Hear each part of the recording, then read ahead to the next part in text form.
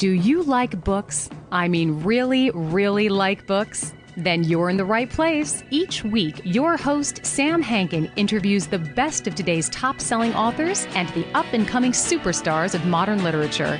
This is The Avid Reader. Here is your host, Sam Hankin. Hi, everyone. Thanks again for joining us as you have these many years at The Avid Reader, brought to you by Wellington Square Bookshop. Claire and I were just talking about the fact that the last time I interviewed her was in 2013 for Battleborn.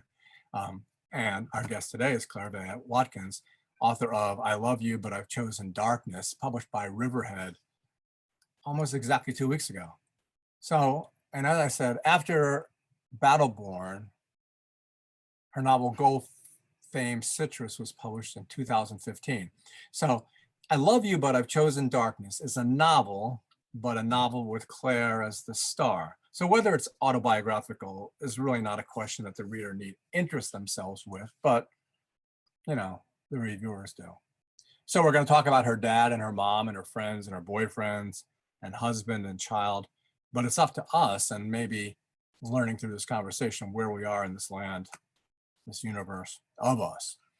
Plus we get to deal with nipple pads, teeth and vaginas, floods in Las Vegas and elsewhere, open marriages, abandonment of children, Joyce Carol Oates' office, and microgenerations. And initially, and most importantly, the Edinburgh postnatal depression scale. And as to Claire being the nomen in the book that we revolve around, which is like a terrible metaphor, we admit things to ourselves, but not to our person, which is a credo I followed for good or for bad most of my conscious life. Actually, I think all of my conscious life. So hi, Claire, how are you? I'm okay. That was a very intense introduction. That was fun, though. Well, there's so many, I mean, that's the thing about it. The reason why I like your writing so much is there's so many things you can just kind of like pull out. I mean, because it starts, well, what, okay. Usually I forget to ask the author what their book is about, like Terry Grosswood right away. Do you want, no, I'm not going to do it. I'm not going to ask what it's about. You have a feud with Terry? What? You have beef with Terry? Are you guys feuding?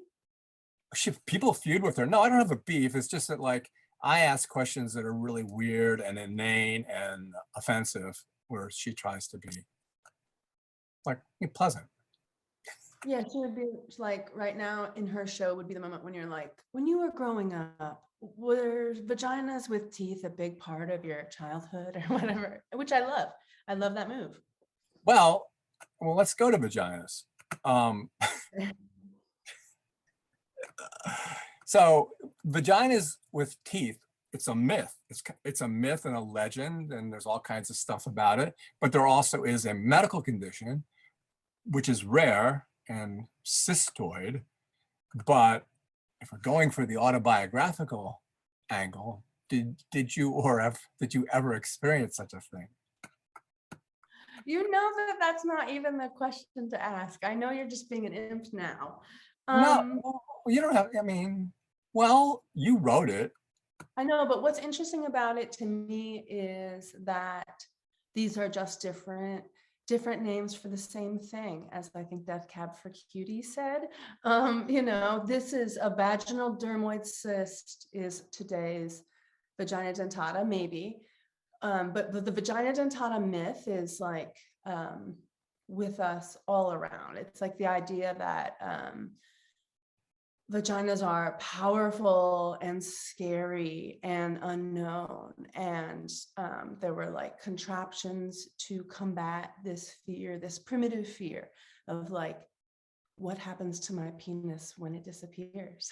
And then how come she just walks back from the desert with a little infant, right? Like what's going on? This like deep primitive, like pre-linguistic fear is like recycled in all these myths about this like women that are so powerful that they have to be contained in some way, like law or property, property law. Yeah, having practiced law for 40 years, I pretty much got that. Mhm. So Mhm. yeah, but anyway, there's a moment in the book and in that scene in which it's clear that what you're trying to convey is that your child, the baby, that there is a remnant of that child that will stay with you inside of you and Yeah. pose a threat to someone or not.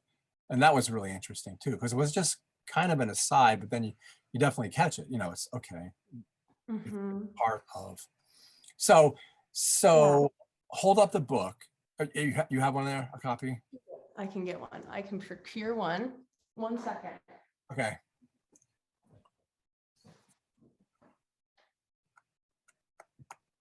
All right. Got it. Okay, and I don't usually do this, but one of the reviews go, oh, it's so coy the way that she sticks a novel in there in cursive.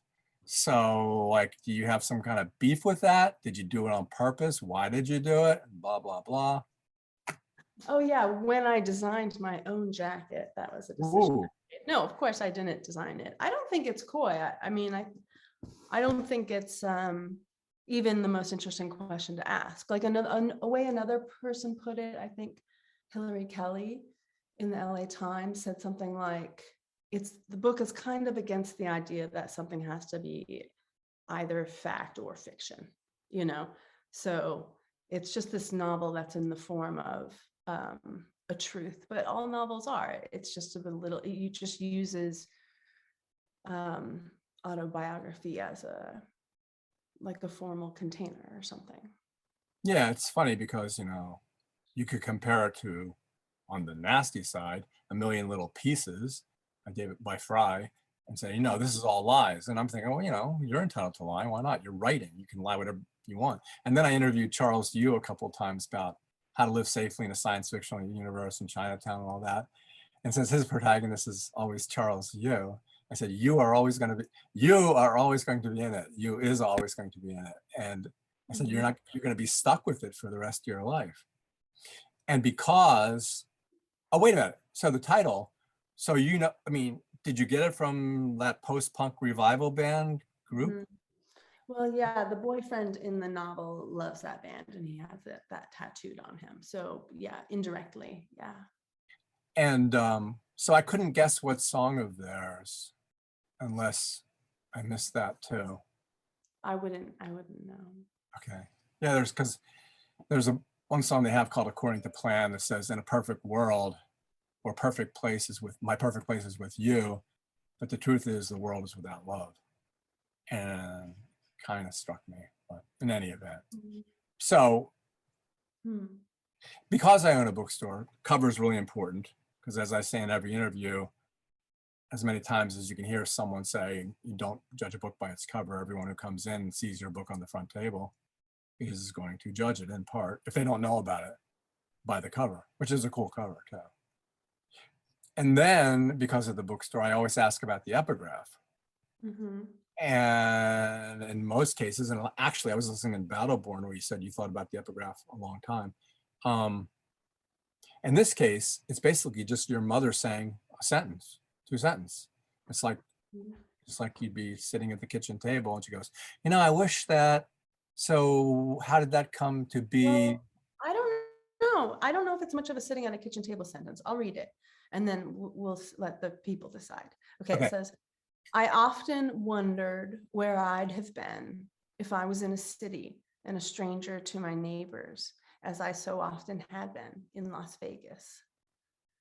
So like, it's actually, to me, a very stylish, bizarre sentence, which she's talking about how when my dad died, they lived out in Tacoma in this very small town. And she felt more in community there than she ever had living in this big city where she was a stranger to her neighbor. So like the meaning is pretty clear, but the like prosody of it is bizarre. Like I often wondered where I'd have been if I was in a city. It's like almost Borgesian, like you're in a city, but you'd often wonder where you would have been in a city and a stranger to your neighbors, but they're your neighbors. They're not strangers, but of course we all know that they are. So, and then the ending in Las Vegas is perfect because the book is like a whole vortex that like, one of its theories of physics is that Las Vegas is like a vortex that always drags you back. Yeah, That's very true in a number of different ways for all Mm. kinds of different people. It's Yeah, funny that's when what I've said about the Mojave like so many times and so many different, like it's a almost universal observation that people feel compelled, tugged, like grabbed, deeply drawn on a level that they don't understand, but they have to obey. and that's what all the reviewers over the years have said about you, knowing it so well that you're able to convey it. It's like you have this voice, like Lana Del Rey has the LA sound, it's this LA kind of vibe. And you have the same with regard to Vegas and all of the places that you talk about in your book. But when you read the epigraph, it sounded like poetry. When I read it myself, it didn't sound like poetry. Now I understand the difference. So yeah. Well, that's Well, the other thing is that, well, first of all, you can talk about your book a little bit. So it begins very easily for the reader to immerse him or herself in it because you have this postnatal depression scale. And why don't you tell us why you chose to bring us in that way? And and like I said, it's kind of leads us through the book. yeah, it's like actually it's like a discursive imaginary version of that diagnostic, because the actual diagnostic is like true false, or it's not true false, it's multiple choice.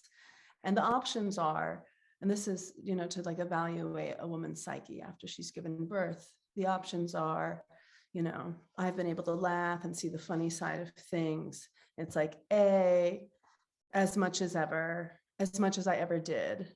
B, not quite as much now. C, not so much now. D, not at all.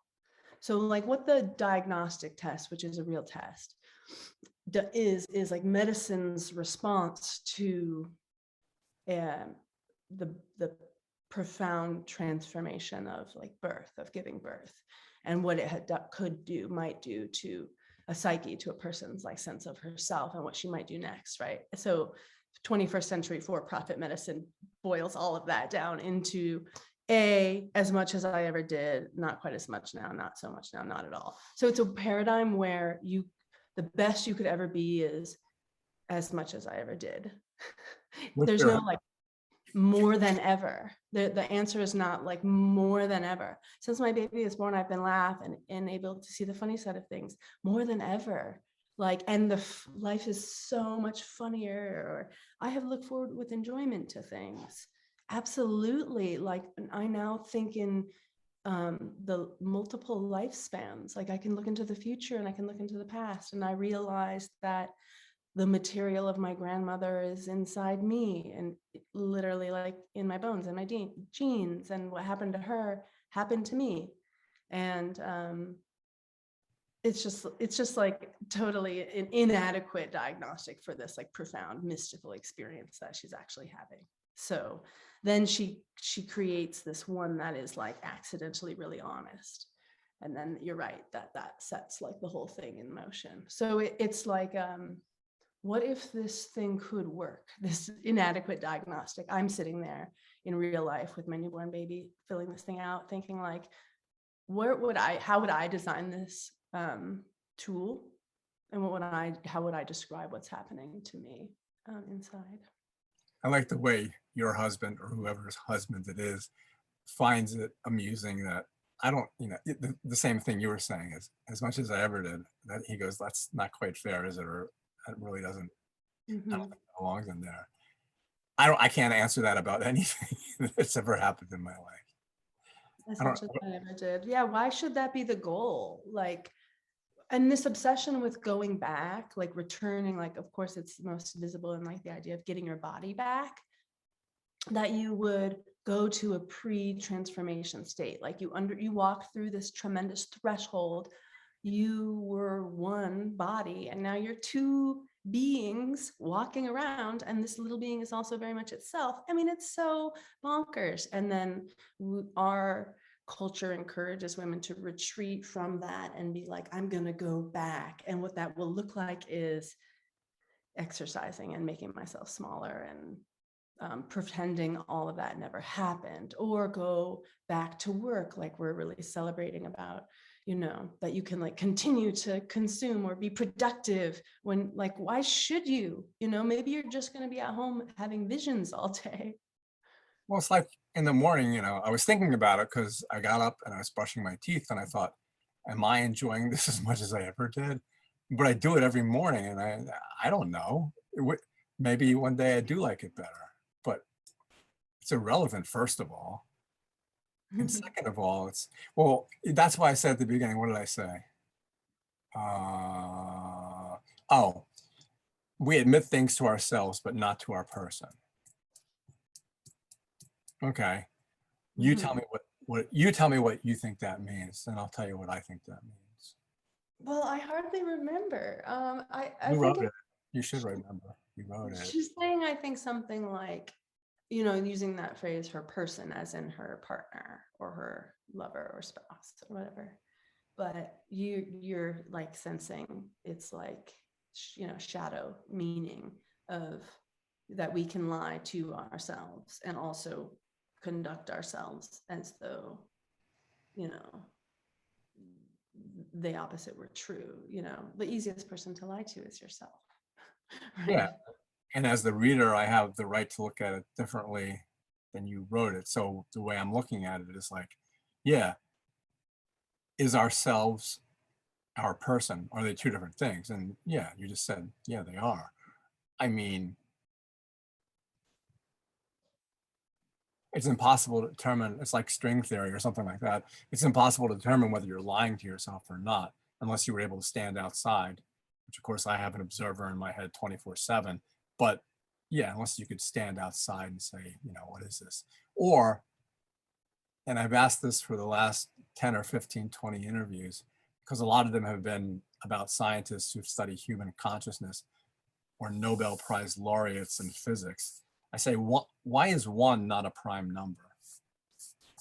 Because a prime number is divisible by one and itself. So one is one, but it's also itself. I mean, you're Claire, but that's just your name. That's not what you are. So they all get mad at me, especially the ones who write about consciousness, because it screws up their whole theory. But the physicist was good. He just said, because it wouldn't be convenient. So that's me just going off, sorry. No, that's really, really interesting. Yeah, I think the novel is kind of a response to that conundrum that you're describing of being a self and being multiple. And maybe that's why we still have novels in this era of TV and phones and pocket casinos, because the novel is the psyche as art, like the inside part comes out. And with language, which we invented to do that. And plus, on top of that, the book's about you. I mean, it is your name, it is your father, it is your mother. So you have to layer that on top of it. And then the reader has to decide, when are we going somewhere else? And who are we talking about now? Because it's always going to be you.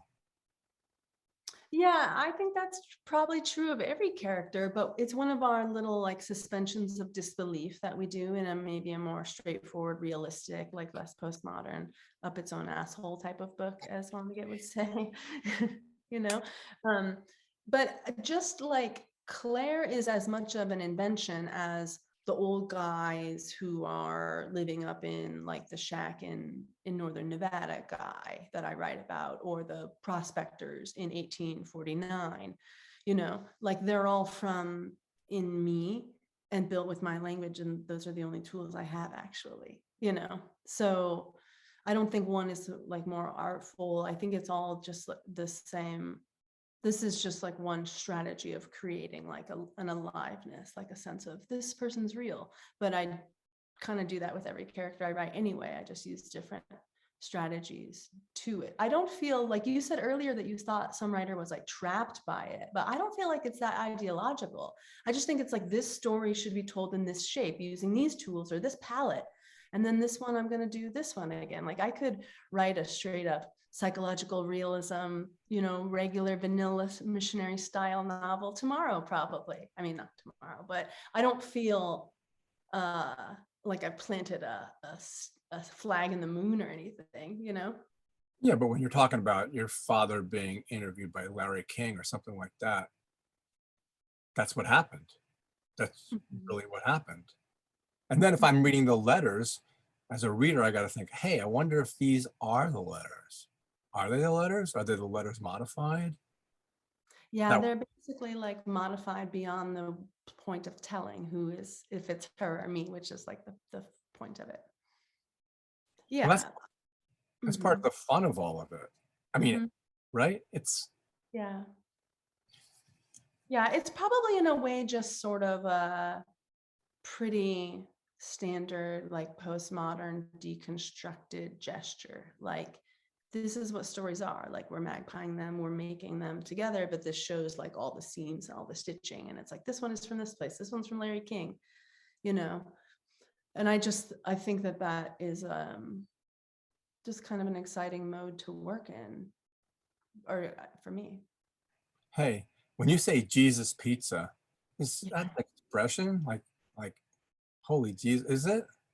I never heard of it. Yeah, in my social circle, it is. You would say, Jesus pizza, it's cold outside, or something, I know. I looked it up in the Urban Dictionary, and one of them is kind of semi-obscene, so I won't say that one. But when I looked it up, there was also right underneath it a story about some guy who broke into Pizza Hut saying he was Jesus Christ. And I thought, oh, well, she could have just stuck that in there. It would have been fine. Which is why I liked the one, well, it's almost a full page, when you list all the different bars in Las Vegas. That was really good too. You remember that? Not in Reno. I can only think of a Reno line. Oh no, I guess it was Reno. Yeah. Yeah. Yeah, because she doesn't get off out of the airport in Vegas. Well, later she does, but yeah, she really does not want to go to Vegas. So yeah, Right. she's having a long romp around Reno for like half of the book. I kind of wanted to try to write one of those books that all takes place in like a night or something. It didn't end up quite doing it. And in fact, probably did something very opposite, but it's interesting to have, a little experiment to push against. Yeah. Temporally, it's hard to, one of the reviews even said that, you're jumping around, but you're not jumping around at all. But it is hard temporally, but so it's hard in life too. I mean, I was 18 yesterday. I know, right? It's like, sometimes it's like, first of all, I totally agree. Some of them are so narrative. It just begins at the beginning and ends at the end. And they're pretty like expected, like Aristotelian shapes. But then there's like the shape of the mind. Yeah, like mind time is allowed as well. And that's some of the effort. Yeah. So Ivy, Rust, and Ty. I mean, once again, I'm in the same universe as you are, but I might be interpreting it all wrong. Are they kind of real? They seem really real. Like they seem like you did hang out with them. I know, they're wonderful, aren't they? They're very real. Of course they are. Yeah. Yeah, I mean, and does he have really good hair or not? The best hair, absolutely best hair. Yeah, absolutely. That's so funny. What about the flood? Did the flood really happen? Yeah, according to my mom's letters that I based those letters on, she wrote about a huge flood.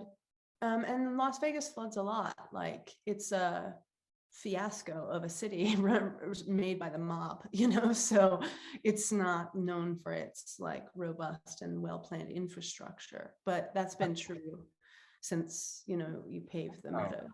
I ran my one and only marathon I ran in Las Vegas. And it was horrible because I thought I was going to be running down the strip and looking at all this stuff and being distracted.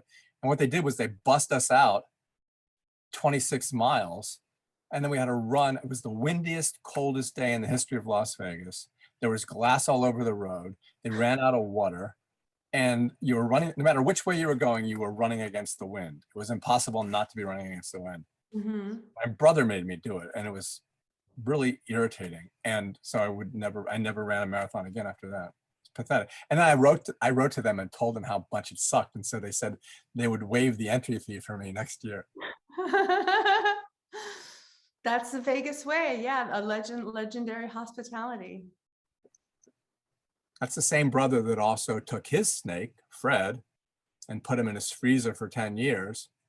And then one day just decided, okay, I'm going to bury him now. So he kept him there for 10 years, and then he goes, okay, now's the time to take him out and bury him. Well, grief So, has its own clock, you know? so your mom did your mom put a rattlesnake in the freezer? Yeah, we had a rattlesnake in our freezer for about 10 years. Yeah. My mom found it. It was dead, and she wanted to taxidermy it for this little museum she ran. It's still there. It's called the Shoshone Museum in Shoshone, California. So she put it in the freezer. It was like coiled up and in a Ziploc bag, and it looked really real. It wasn't squished or anything. That's why she wanted to taxidermy it. And then you would forget that it was there until somebody would knew, like a friend is over, and you're like, want some popsicles? Yeah, I'll get some for us. And then they're like, ah, huge snake in the freezer. And you'd be like, oh yeah, I forgot. I'm sorry. There's a snake in the freezer. Look out. But I don't know what happened to it. I don't think it ever made its way into the museum. Yeah, my brother's was much more metaphysical. Just the idea that one day, it's like the postnatal quiz is like, when did you feel like it was really necessary to take your snake out of the freezer and bury him? What day and why? It's like, get ready on your own time, I'm sure there's that dimension with our snake as well. Are you impulsive? Impulsive? Yeah. No, I'm a bit of an overthinker, actually. I'm kind of a recovering perfectionist, so I would like to be more impulsive, as in like spontaneous and moving by intuition. Why do you ask? Because I was just thinking of my brother and the snake. He overthinks too. And both my brothers do, and they end up making good decisions. And I'm really horribly impulsive. Like, I might be thinking about something that I just, like one of my many divorces, my 2 divorces, they just happened because the first one, I just picked up the phone. That's it. It's like when you're driving and you think you can just turn the wheel this way and that'll end everything. Yeah. It's like that. It's like, that's how my mind works. And then sometimes it works out and sometimes it's like the worst thing ever. Once again, this leads nowhere. This is the way my interviews go.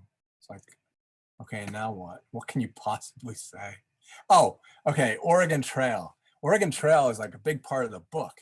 In fact, it's kind of like pivotal in a way. So yeah, it's one of the major myths going through it. Yeah. Well, so did you play Oregon Trail when you were a kid? Yeah, definitely. I played Oregon Trail on the computers at school all through elementary school in Nevada. Was it an Apple IIc or a Macintosh?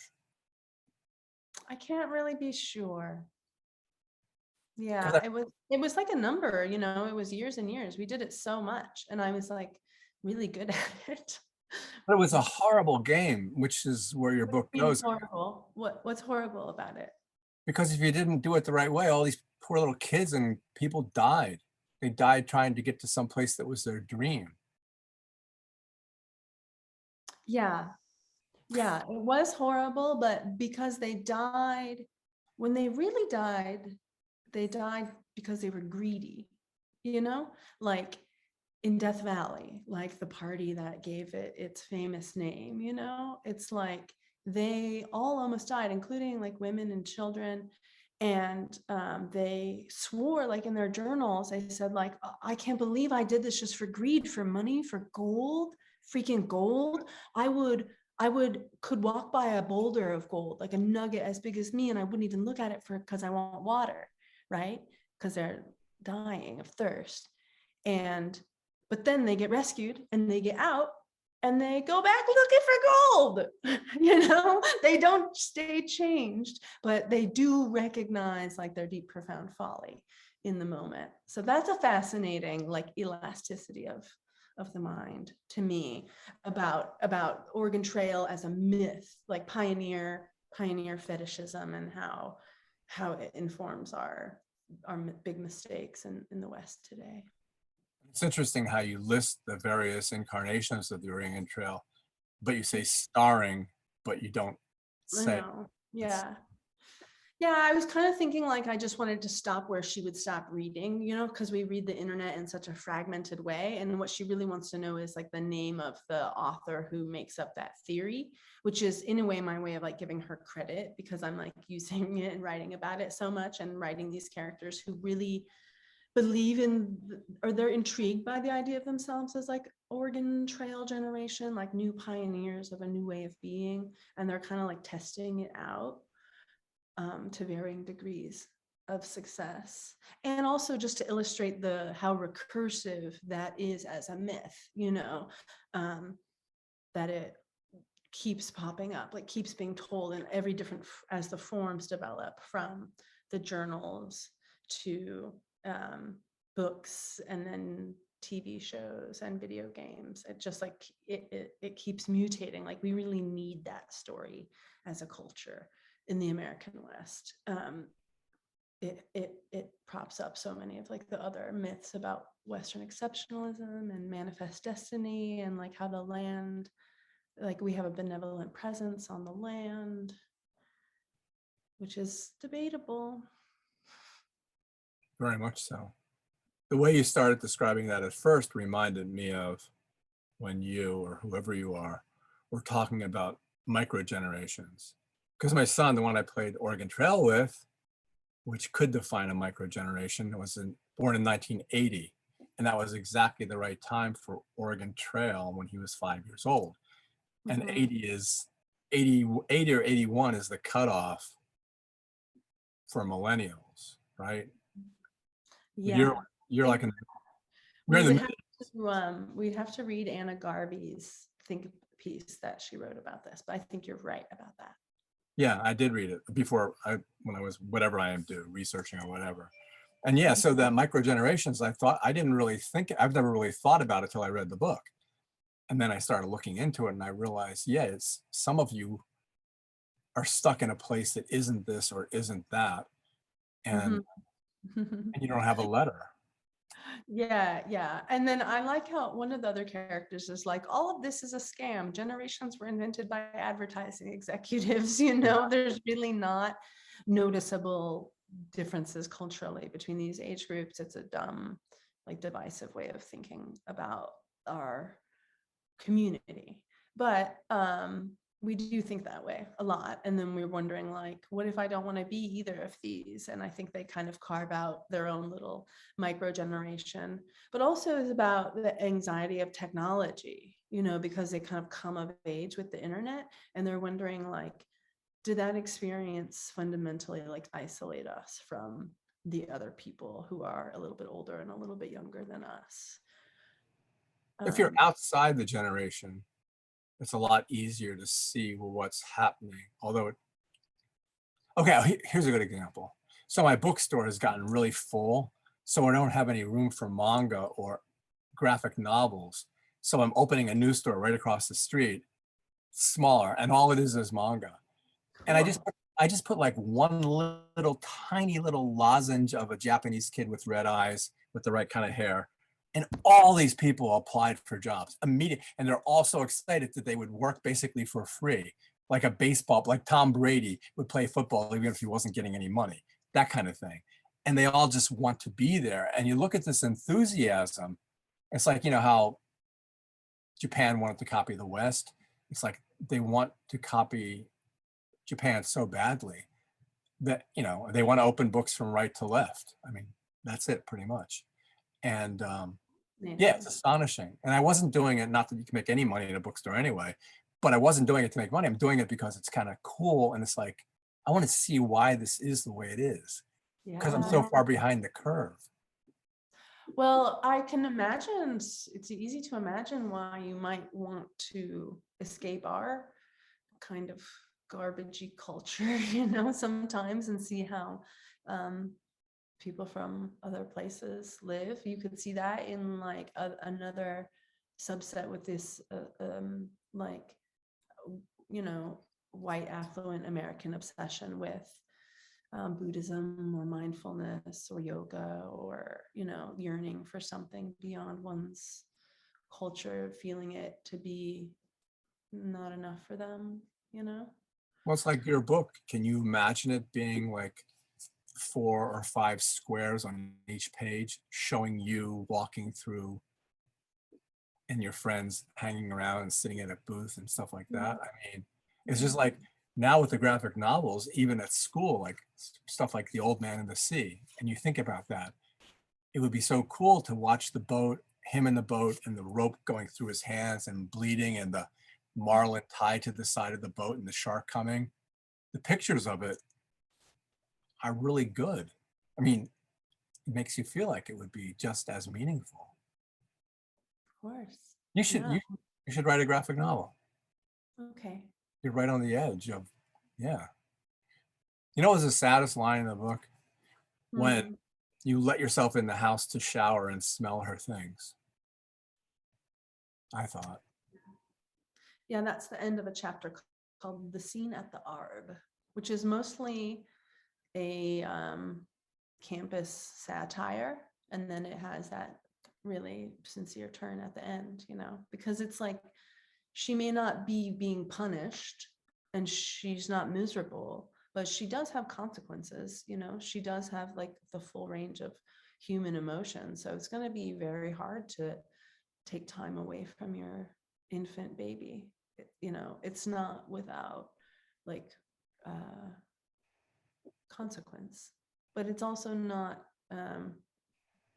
it is, I guess, you know, the therapist would say it's within the window of tolerance, you know, but just barely, like in weather, you know, just barely bearable. Yeah, I'm interviewing some woman who wrote supposedly the new biography of Sylvia Plath. You know, I hate Ted Hughes. He's like the guy I hate more than anyone in the world. You know, to have one wife stick her head in the oven is maybe coincidence, but to have 2 of them, I mean, seriously. But Sylvia at least tapes up the door and leaves her kids inside and leaves food and all that. But Asia, whatever her name is, she kills her kid with her, Ted Hughes' kid. So it's like, I don't know what made me think of that, except what you were saying about there's consequences. There's behavior that's just inside, and then there's behavior that's just outside. You take Well, care. we love, I mean, we, in a way, you know, that's a vagina dentata story. Like that's the myth of the feminine evil story. Like we're really drawn to the, like, you know, the matricidal like impulse. It's like a primal fear because this person, you needed her to keep you alive. You know, one of the earliest things you could ever know is that she could not do that. She could stop. Like, so maybe that has something to do with our fear of female freedom or something, you know. But in this case, in this book, that isn't going to happen at all. That's pretty clear in the beginning of the story. You know, she says, I don't want to hurt the baby and I don't want to hurt myself. But those are the only people who are off limits, basically. And then the rest is like tearing away from there. So I think, I don't know. I think it's like we kind of like go to that, like it's like a collective anxiety we have, and not to say that that doesn't happen, but when it does happen, we're so like the Andrea Yates phenomenon, you know, like we're so drawn to it, and we think, and that's what we associate when we think about like postpartum depression, which, as I say, is medicine's word for what's happening, not my word. But and it's like, are you going to hurt your child? And there's this whole other realm of experience that, like, if you instead said like, what do you need or something, then you could open up. But yeah, that image of the dual gesture of protecting the children and hurting the self. But you know, that was, I think she was mistaken about that division. That I don't think that her children were unharmed by her decision, of course. No, one of But them. yeah, Kid, yeah. that's like the last line of Weather is like the core delusion is that I am here and you are there, you know, like she is her children. Yeah, and Sylvia's son committed suicide in Alaska. Hugh. Mm. So the readings, once she goes to the readings and she's got to get high and she wants to be at a 4.5 or whatever, do you, Mhm. it's you, and I kind of want to ask, because it's reading, so you do that all the time. So I kind of ask you is, did you ever say that? Did you ever say no poem ever saved the Jew from the oven? Oh God, yeah. I've done every stupid thing you could do at a reading because they make me very nervous, and people make bad choices when they're scared or stressed, as Moana says, you know? I mean, no, that's Frozen, I think. Yeah. Anyway, No, it's uh, not Frozen. That's no, yeah. Frozen is Elsa. Listen, I know Frozen from Frozen, and that is Frozen. It's the trolls when Kristoff takes her to meet his troll family, and that's her song. People make bad choices when they're sad or scared or stressed. Or maybe it's mad or scared or stressed, but that's the lyric, and that's the film. All right, you got me. Well, I just assumed it was like some rip Anyway, off yeah, of the line. she's Anyway, go ahead. she is heroically unprepared for every public speaking event and every honor. It's really hard for her to accept that those moments. So she like lashes out in spectacular ways. That all of that stuff is like wish fulfillment for me. You know, I would love to just lay on the floor and listen to pet sounds every time I was supposed to like give a speech or a workshop or something, you know. Did you ever listen to the Beta Band? The, Mhm. you should listen to them. There's a Okay. because it has a song about pet sounds. But oh yeah, so that no poem ever saved the Jew from the oven. So Camus says something like, in a world of victims and executioners, it's the job of thinking people to not be on the side of the executioners. And then I thought, well, if you're thinking and you're not on the side of the executioners, you're going to get executed. I mean, that's what's going to happen. And I don't know why that makes me think of your book, but it does. I mean, if you decide to be the good person and you're thinking about being the good person, that doesn't, just like the poem doesn't save the Jew, you thinking that you're going to be good doesn't necessarily mean that you're not going to be sacrificed in some way. You don't have Yeah. to answer. It's another one. Do you have fobs on your keys? Yeah, I'm a member of the Price Club at my grocery store. I've got a fob for that, the library fob. I Yeah. hate fobs. It's horrible that they make you do that. It ruins your keys, and then for guys, you put them in your pockets and the fobs are sticking into your thigh or something. How many You do you have? I think just those two, but if you want, I can check to be just really diligent about it. But you know what I find objectionable about fobs and the whole like, it's probably the gentlest data mining that we experience, you know, like, can I have your number or scan your card for your deal or whatever? But it's like, just give me the deal. Just give a fair price, obviously. And also like the theater as if they don't really know where we are already, you know, like I know that you are like, my phone is in my pocket and you know what I'm buying and you can see it in my bank, and like it's this fake like, may I have permission with your fob? And be like, why, sure, I consent and I'll give you my fob. It's like, you wish you had a fob to keep all of that information, you know, secret. Oh no, I don't think so. I won't be using my fob today. Oh, that's okay, we'll use the store's fob, you know. And that's another thing, it's like, just use it every time then.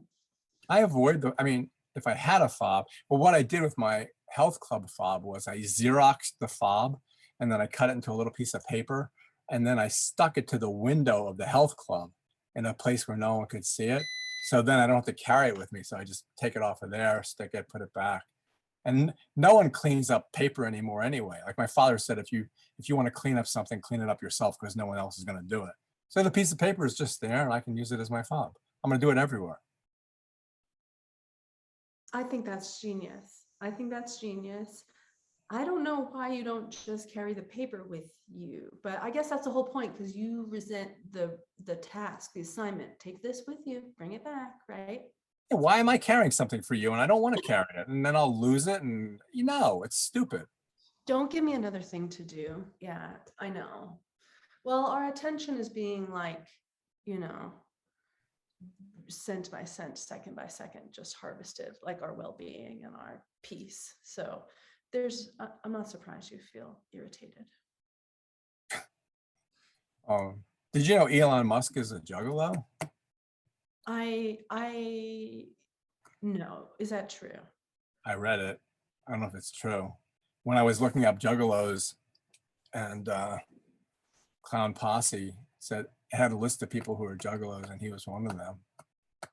I feel like he could learn a lot from time with the juggalos. I would welcome, I would encourage that cross-cultural exchange if he went to, like, you know, under one of the bridges in the Truckee River and just hung out and listened, did a little listening tour. That would be nice. I didn't really want you guys to give up that dessert cart. I was like really hungry, and it seemed like you should have kept it and eaten at least some of a it. trash bag full of popcorn in exchange. So. Yeah, but it was stale, and I don't know where it came from. And It came that's from never the happened. movie theater. They just throw it out there for wasteful reasons. I was at the gas station. I had bought I didn't feel like waiting for them to make me a sandwich, so I bought this ham and cheese sandwich. And then I went out and just like I always do, I put it on the side of the gas pump so it wouldn't fall. And then when I put the handle back, it fell. And then it fell like upside down, of course. But it was by the gas pump. And I picked it up and put it back together again. And I thought, this is fine, 5-second rule, whatever. And I ate it. And in the middle, there was this like piece of grit. And then I thought, maybe there's heavy metal like cadmium or something like that. Yeah, I do not follow the 5-second rule in No one does anymore. context for no. You can't live in I don't follow the 5,000 year rule at a gas station. I'm not going to be eating at the gas stations. Sorry. I mean, I don't see what the big deal is. What the hell could happen to you? Everyone makes a big deal out of things. You're covered with dirt all day long. It's like living in China. I mean, you're breathing in all this crap. So it's ham and cheese, and there's a little bit of mustard on them. If it wasn't for the mustard, it probably wouldn't pick up anything. It's the mustard that does it, I think, personally. You're right. But yeah, I might be blowing it out of proportion. Well, no, I think pretty much everyone would agree with you, but it's just that I don't really worry about stuff like that. Nothing bad has ever happened to me, really. I've never broken a bone in my body. Have you? No, you're right. That, like, as far as toxins at the gas station, the sandwich is the least of your worries. Yeah. It's like, if only. Again, it's the fob thinking, right? Hopelessly naive. I know that did enter my mind when I was telling my story, but I don't know why. So, are you always going to be Claire? You've been Claire before, because I just listened to our last interview. Mm-hmm. And that was 8 years ago. So you were Claire then, now you're Claire still. Yeah. I wrote one of the first stories I ever wrote that was good, and is the first story in Battleborn, is in this kind of mode too. This like Claire mode. And it's also sort of surreal. It combines those two elements. No, to answer your question, if I'm going to be always, like I said, like I didn't put the flag in the moon, like, no, I'll just tell the next story in the way that the next story needs to be told, which I don't know what that will be until it's done. And even then it's none of my business really, as far as I'm concerned, but I'm not like ideological like that. I don't feel like it's my job to save some sort of, I don't know. I was like trained as a writer in the aftermath of those like bickering in the 80s about experimental fiction. And it just seemed so inane, like they're real, 20th century concerns. I just like I think that it's interesting that a lot of writers find this mode to be one of the most compelling ways to describe what it's like to be here now. I think that's worth like getting curious about, and I'm like interested in those conversations. But it's not like when I write a book, I'm not saying this is how every book should ever be written or anything, you know? Like my kids, they ask me, they go, what was it like in the 19s? They don't even say 1900s. They say in the 19s, and talk about feeling old. It'd be like when I was born, talking about the 18s, and I did. There were people from the 18s around when I was born. It's like the last Confederate widow kind of deal. Yes. Yeah. Time, it gets very stretchy for all of us at certain thresholds in life, I think. And for me, motherhood has been one. Many have described a similar phenomenon during the pandemic of just feeling like things are a lot less reliable than they used to be, that they're like transformed and they don't really know how, and they're just like sitting in this not knowing for a couple years, you know? Yeah, especially if you're like at 11 o'clock like I am. I don't have time to be fucked over. It's 11 o'clock. I only have an hour left. Mm-hmm. Like Mm-hmm. everyone gets so sick of me talking about that I'm gonna die soon. I'll be 70 in May. It's like, what the hell? What the hell? What the hell? It's ridiculous. It's absurd. You've been around the sun nearly 70 times. That's incredible. Yeah, your time in your body is going to be up soon. But of course, we don't want. Do you think that since the pandemic has started, people have gotten more comfortable or more aware of comfort is a lot to ask in this day and age, more aware of just Mortality? yes, one of my friends said things change when death enters the room. And for a lot of people, the pandemic was maybe the first time that death had entered the room. Those of us who live in the Mojave Desert, where our government's dropping nuclear bombs, we've been in that room, but it reminded me a lot of that, watching people's like consciousness about death and what to do with your time that you have here just kind of like explode open. It's like that quote, I can't remember who said it, that nothing focuses the mind more sharply than the fear of immediate impending death. Yeah, right. It's very clarifying. I mean, that's what I think brings most people out to this desert where I live, is that like they want to come to a place that there's not a lot of water and it gets very scary. And I think everyone has this fear response at first, and then if you can like push through that, things get very, very interesting. There's like a clarity and a simplicity, and it's good for you to realize that you don't have forever in this form, at least. Remember the interview you did where someone comes out to visit you? I forgot who it is, and you said, someone says something about your child, and you go, look at me. My father was with Charles Manson, and then my mother was crazy. Look at me, I'm fine.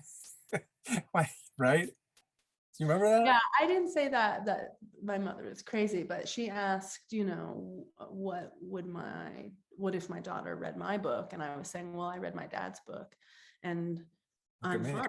I don't really think the truth can hurt you.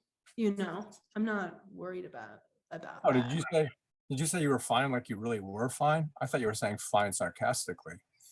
Well, both, I think. Am I like a paradigm of whatever, like, I guess it's like, what is fine? I'm fine with myself, absolutely, like totally, genuinely very fine, and wouldn't be able to write a book like this if I weren't really fine, which is the weird secret of it. Like, you can not I don't think I can make good art from a really bad place, and I don't think that it would come out well if it weren't part of a larger, more interesting, like personal process that I'm going through. I don't think Franz Kafka would agree with you, but that's Franz Kafka. Do you have any pets? No. I do have a lot of plants. Yeah, I know, because if you had pets, Dieffenbachia is poisonous to them. Mm, Are we done? I guess so. Okay. Okay. Unless you want to say what your book is about. You want to say what your book is about? I can't. I have no idea what it is about, really. It's a mystery to me. It's none of my business anyway. I like the way you said it. That's the second time you said that. That's nice. Well, I don't know why you don't have to know to do it, you know? I think like this is a posthumous, this is like an autopsy mode. Like, what is it about? I don't know. I'm comfortable. I think it's, I don't know. I just don't want to say it. It ruins some of the magic for me. I want to be protective of not like over articulating it, I guess. Would you like talking it like with me about it, or is it like you just want to sell books by talking to me so that other people listen? I mean, can it be both, Sam? Why be binary about this? Well, I mean, I don't know why anyone would talk to me in the first place, but apparently. You're a legendary bookseller. All right. I guess in another 8 years, because I missed your novel. I don't know how I missed it. I mean, I don't know why I didn't set up an interview with you. You should have called me. Remember. Another 8 or so. That sounds about right. Oh, I'm supposed to tell you. Oh, that's right. Terry Gross question. What are you working on now? No, you're not. You're Terry. Nothing. I'm not really working on anything. I'm just like resting. Okay. And go back to that. Thanks. You look comfortable. Yeah, I am really comfortable. Thank you. Yeah. You know, actually, yeah, you seem really comfortable, like a comfortable person, which is what you were saying about yourself. You know, you just seem regular. Well, I've been alone with myself for a long time now. So, you know, we've gotten like all comfortable together. Okay. Thank you for doing this, for having me on. Yeah, thanks for talking to me. It's always fun talking to you. Although I can't really remember the first time, but it seemed this was fun anyway. Yeah, it's nice to do it on this side of the portal. Likewise. Okay. Talk to you soon. Okay. Bye.